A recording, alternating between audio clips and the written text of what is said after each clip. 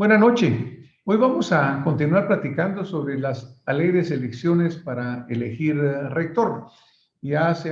Está terminando de completarse la fase uno y pues obviamente ya tenemos resultados. Acá en esta gráfica vemos pues los resultados que han obtenido las diferentes planillas. Tenemos otra en la cual vemos que están en barras y en los datos actuales a la fecha de esta grabación hay un empate que tendrá que terminar de definirse en estos próximos días. Claro que estas alegres elecciones, como ya señalamos en el programa anterior, han tenido algunas de las características de las elecciones generales, las cuales pues en verdad no son necesariamente positivas. Así, por ejemplo, pues hemos escuchado que así como vimos en el programa anterior que había jaripeos y que había diferentes actividades, pues obviamente lo que no va a faltar en este proceso para los electores es la buena cocina, unos buenos tacos, es decir, recursos que pues son alegres, pero no necesariamente hablan muy bien de la pureza y la transparencia del proceso electoral, que debería ser un modelo, un ejemplo para todas las instituciones, por ser nuestra universidad, nuestra alma mater, una institución de tanto prestigio. Ahora van a llegarse a tener algunos resultados. ¿Estos resultados irán a ser los resultados deseados o no irán a ser los resultados deseados? Y cuando nos preguntamos, ¿qué es ser un resultado deseado? Pues, ¿para qué está creada la universidad? ¿Cuáles son sus objetivos? ¿Qué es lo que se quiere lograr? Obviamente, uno de ellos fundamental es cuando hablamos de excelencia académica. La excelencia académica, la investigación científica, esos son los aspectos fundamentales que se evalúan cuando se califican a las diferentes universidades del mundo para saber si están alcanzando lo que se desea de ellos. Existe, por ejemplo, una clasificación académica de las diferentes universidades, conocida como la clasificación de Shanghái, el Shanghai Ranking, y es una de las clasificaciones universitarias más conocidas mundialmente. Curiosamente, está preparada por especialistas de la Universidad Yao Tong de Shanghái, China, y lo hacen para valorar la calidad de las 1000 mejores universidades del mundo. Uno se pregunta, ¿y por qué los señores en la China están evaluando esto? Y me pareció interesante el encontrar que su misión es utilizar criterios cuantificables para proporcionar un punto de referencia mundial frente a las distintas universidades de la China, por lo que podrán ellas evaluar sus progresos. El objetivo es para las universidades chinas ponerse al día en la investigación dura. Interesante, porque estamos hablando de competitividad. No lo están haciendo por hobby, no lo están haciendo por placer, sino que realmente lo están haciendo para medirse ellos cómo están comparados con el resto del mundo. Las universidades, ¿cómo las califican? ¿Qué toman en cuenta para medirlas? Bueno, primero, que tengan galardonados por el premio Nobel o la medalla Fields de la ciencia, ya sea formados dentro de la universidad con una ponderación de 10% o trabajando en las mismas con una ponderación del 20%. Obviamente, el número de investigadores altamente citados en las 21 temas generales y el número de artículos publicados en revistas científicas de alto nivel, como por ejemplo Science y Nature. Eso también tiene una ponderación. Y luego el número de trabajos académicos registrados en los índices del Science Citation Index y el Social Science Citation Index tiene una evaluación. La producción per cápita, es decir, la puntuación de todos los indicadores anteriores dividida entre el número de académicos a tiempo completo, lo cual es fundamental. Esto les lleva a ellos a establecer un ranking. Y, por ejemplo, para ilustrar, vemos aquí las 10 mejores clasificadas del mundo, en las cuales no vemos ninguna latinoamericana, casi todas ellas concentradas en Estados Unidos de Norteamérica o en países anglosajones. Primer lugar, la Universidad de Harvard, que por los últimos 5 o 6 años ha ocupado el número 1. Segundo lugar, la Universidad de Stanford, la Universidad de Cambridge y así secuencialmente. Estas universidades obviamente son evaluadas a partir de ese sistema de clasificación. Pero veamos, ¿y qué pasa para nosotros en Latinoamérica? Acá tenemos una tabla en la cual encontramos para el año 2022 y encontramos que la Pontificia Universidad Católica de Chile fue nombrada la mejor universidad de Latinoamérica por cuarto año consecutivo. Y luego, en secuencia, encontramos en el segundo lugar la Universidad de Sao Paulo, Brasil. Tercero, la Universidad de Chile. Cuarto, Tecnológico de Monterrey, la Universidad de los Andes en Colombia, la UNAM de México. El séptimo, la Universidad de Campiñas en Brasil. Octavo, la Universidad de Buenos Aires. Noveno, la Universidad Federal de Río de Janeiro. Décimo, la Universidad Nacional de Colombia. En los siguientes 10 encontramos la Universidad de Concepción en Chile, la Universidad UNESP en Brasil, Pontificia Universidad Católica del Perú, Universidad de Antioquia, Universidad de Santiago de Chile, Universidad Federal de Minas Gerais e interesantemente en el lugar 20º de esta clasificación, la Universidad de Costa Rica. Para contestar por qué nuestra universidad no ha alcanzado el éxito académico y no está incluida en un lugar importante en la clasificación latinoamericana de universidades, nos permitimos invitar al doctor Olmedo España, docente e investigador de una destacada carrera, a quien le damos la bienvenida y le repetimos la pregunta. Doctor España,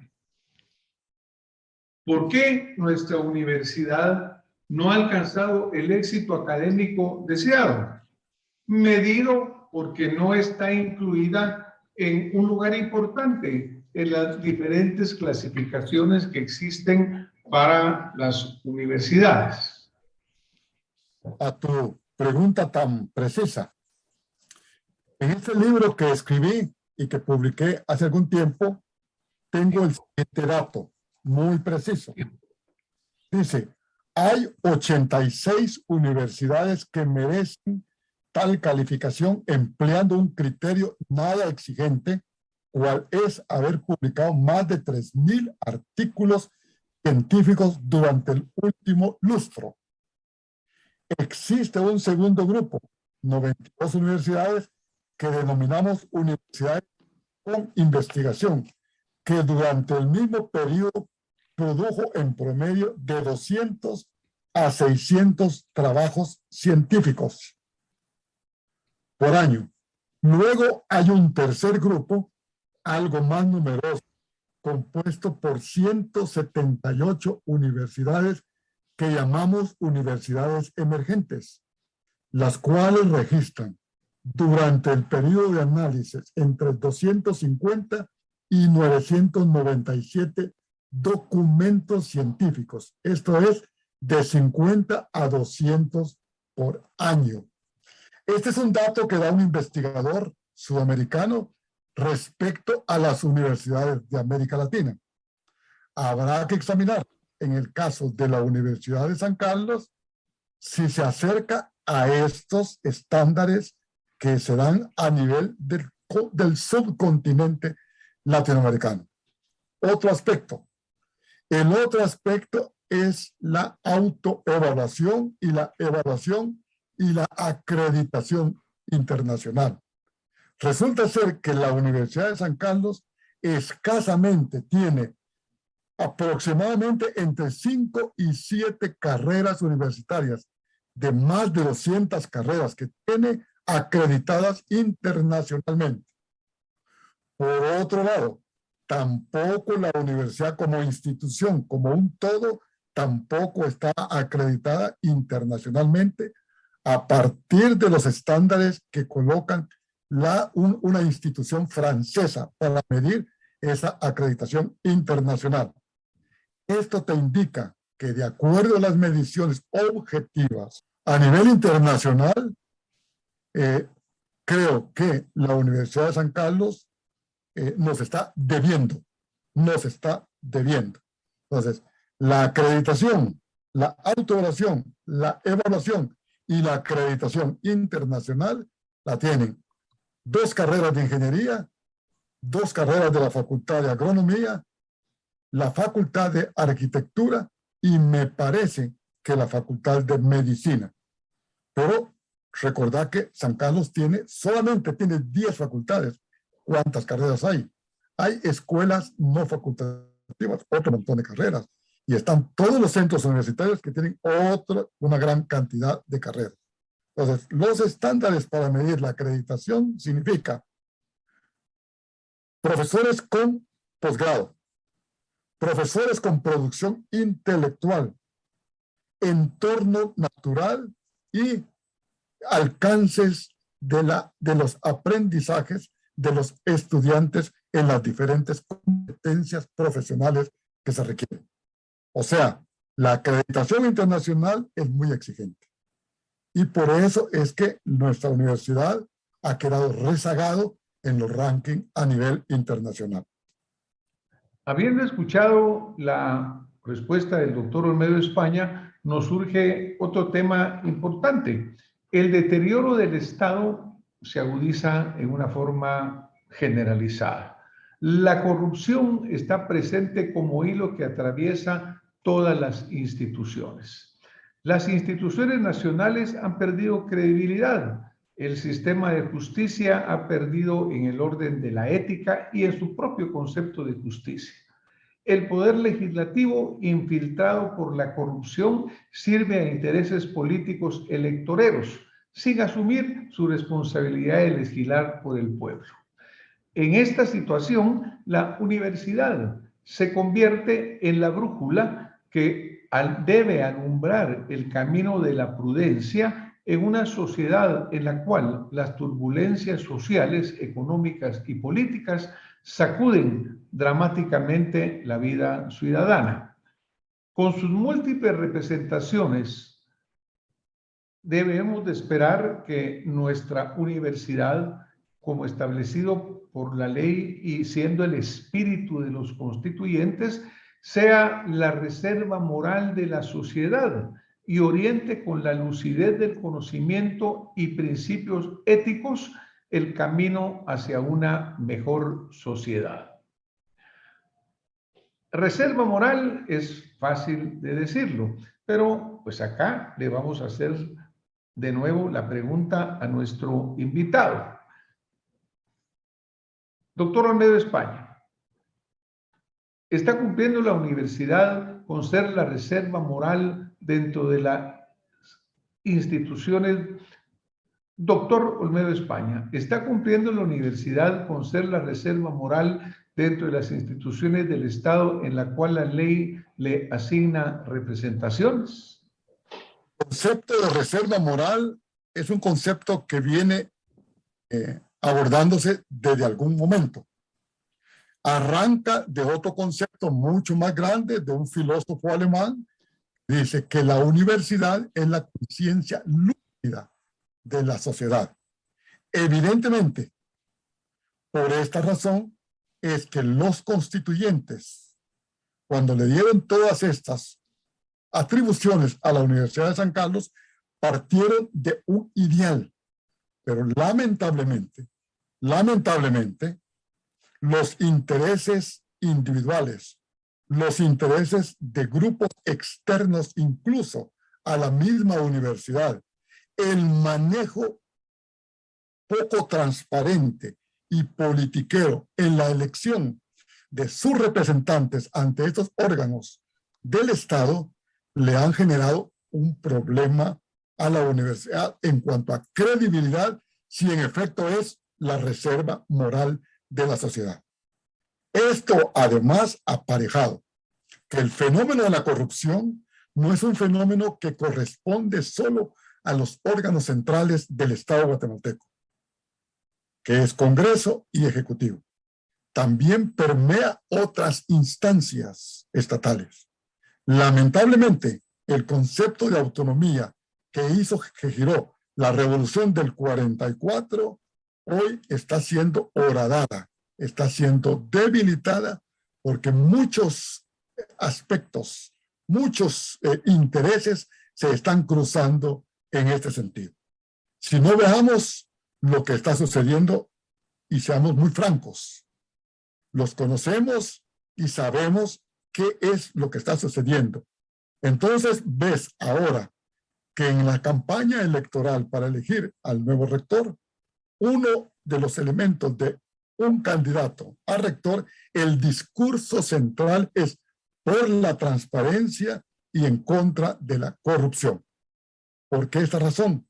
Porque ya no hay credibilidad en que la universidad sea la reserva moral de la sociedad guatemalteca. Ese ideal es el ideal a conquistar, Francisco. Y por ese ideal, efectivamente, se debe luchar. Fortalecer la institucionalidad y fortalecer esa reserva moral que bien le hace falta al Estado y a la sociedad guatemalteca.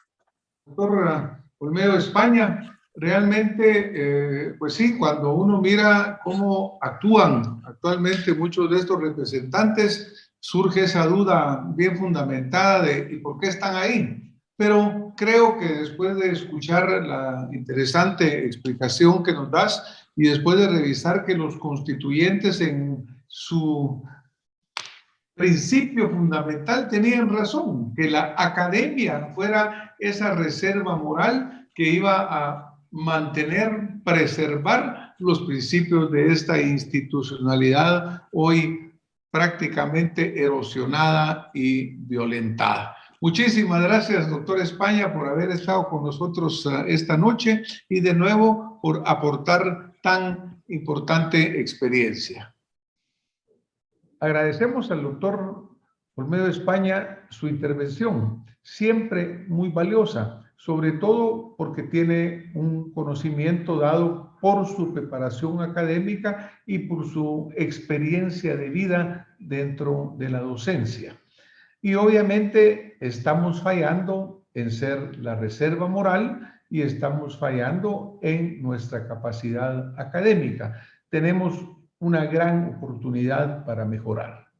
Pero también tenemos que reencontrar el camino, porque en una publicación reciente el doctor España también mencionaba el hecho que con el debido respeto a los señores que están de candidatos para la posición de la rectoría, realmente ninguno de ellos tiene una carrera académica que verdaderamente nos recuerde o nos permita visualizar que está buscando regresar a esa altura académica que una vez tuvo nuestra universidad. Cuando hablábamos en el programa anterior del primer rector electo, en esta forma democrática, pues hablamos de un personaje en la vida nacional como era el doctor Carlos Martínez Durán. Con el transcurso del tiempo, la posición de la rectoría se ha politizado, se ha perdido el rumbo, se ha perdido el camino. El llamado fundamental debe ser a regresar a ser la reserva moral que cuando un representante de la Universidad de San Carlos en las instituciones en las cuales participe vea algo que está lejos de servir bien al pueblo o que sea cobijo para la corrupción, lo señale, lo denuncie, lo rechace con fuerza y no que vaya a plegarse con todo lo que ahí se está realizando. Y por otro lado, tenemos que regresar verdaderamente al objetivo fundamental de la universidad nuestra y de las universidades del mundo. Ya lo dice, id y enseñad a todos sin discriminación y con calidad.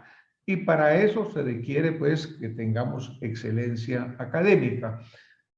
Me quiero referir a un discurso del presidente Óscar Arias que pronunció en la Cumbre de las Américas en Trinidad y Tobago el 18 de abril del 2009. Y es interesante porque él ahí decía, no podemos olvidar que América Latina tuvo universidades antes que Estados Unidos creara Harvard y William and Mary, que son las primeras universidades de ese país. No podemos olvidar que en este continente, como en el mundo entero, por lo menos hasta 1750, todos los americanos éramos más o menos iguales. Palabras del señor presidente Óscar Arias. Incluso en una plática por fuera del discurso, él mencionaba, mire, cuando Harvard eran potreros, ya existía nuestra Universidad de San Marcos en el Perú, la Universidad de Santo Tomás de Aquino en República Dominicana, incluso la Universidad Nacional de México. Es decir, ya teníamos una tradición. ¿En dónde entonces se perdió el hecho de que no estamos en esos primeros lugares del ranking mundial? ¿Será por aspectos económicos? Eso es lo más sencillo de pensar. Eso es lo más sencillo de usar como una excusa. Pero personalmente creo, después de hablar también con distinguidos académicos con los cuales he platicado este tema, todos coincidimos que la politización que se ha infiltrado en nuestra universidad es lo que realmente la ha apartado de su objetivo. Por lo tanto, debemos de retornar a lo más importante, que es la excelencia académica, la excelencia en lo que hacemos. Apoyar la investigación, desarrollar los doctorados internos e incluso que vengan de afuera a enriquecer los claustros universitarios. No podemos nosotros vivir del pasado, que nuestras universidades son más antiguas, claro, pero se quedaron atrás. 85 años antes de la existencia de Harvard, esa prestigiosa universidad privada de Estados Unidos de Norteamérica, ya existían las universidades en América Latina. Incluso la Universidad de San Carlos de Guatemala, nuestra alma mater orgullosamente, pues tiene una tradición tricentenaria. Así que, bueno, ya que estamos todavía en un proceso de elección universitaria, aprovecho para agradecer al doctor Olmedo España por su contribución y hacer un llamado a la comunidad universitaria de Guatemala. Con el mayor respeto para cada una de las personas que están postuladas para ocupar la rectoría, pero realmente seamos selectivos en buscar a quién vamos a elegir como rector. No nos dejemos llevar por el que más música ofrece, por el mejor jaripeo, por la mejor comida. Pensemos que nuestra universidad debe de ser verdaderamente, y lo es, la reserva moral, y debe de ser verdaderamente la cuna de los profesionales a través de quienes, con su dedicación, con su capacidad y con su compromiso por Guatemala, tengamos un país diferente. Muchas gracias. Feliz noche y nos vemos la próxima semana con más acción positiva.